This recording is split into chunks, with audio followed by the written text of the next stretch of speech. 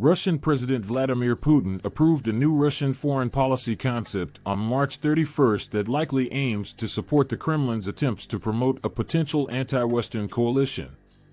The new foreign policy concept paints the West as an anti-Russian and internationally destabilizing force to a far greater extent than Russia's previous 2016 foreign policy concept, and explicitly states that the US and its satellites have unleashed a hybrid war aimed at weakening Russia.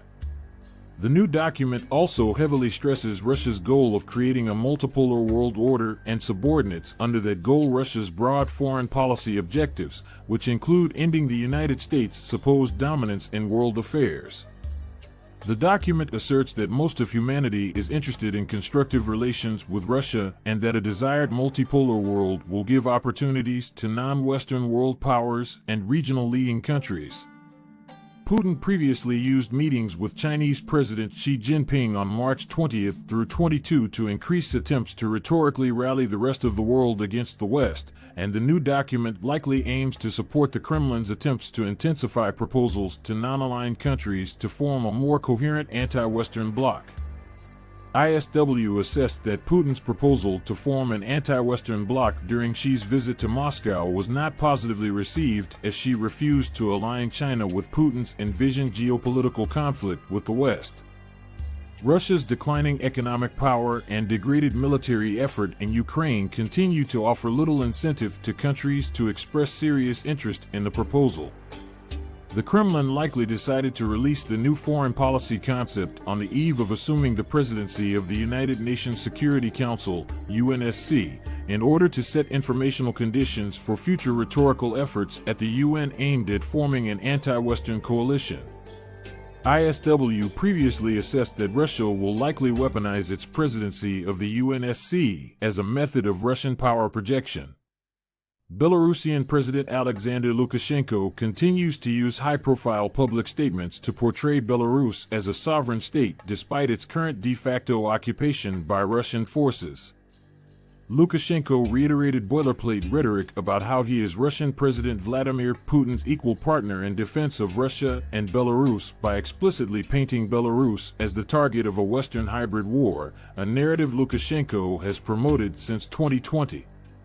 Lukashenko stated that he and Putin mutually agreed to deploy Russian nuclear weapons in Belarus to protect Belarus' sovereignty and independence. Lukashenko also stated that he and Putin mutually decided to partially deploy elements of the Union States Regional Grouping of Troops, RGV, to an unspecified area. Lukashenko stated that nobody should worry that Russia captured something in Belarus and stated the Russian forces training in Belarus under Belarusian officers are subordinated to Belarusian forces. Lukashenko likely seeks to use the narrative that Belarus is a fully sovereign state and Russia's equal partner in the Union State so that he can use informational leverage to request that Russian forces leave Belarus after Russia's invasion of Ukraine concludes. Lukashenko also stated that he supports peace negotiations as soon as possible and offered to help mediate negotiations.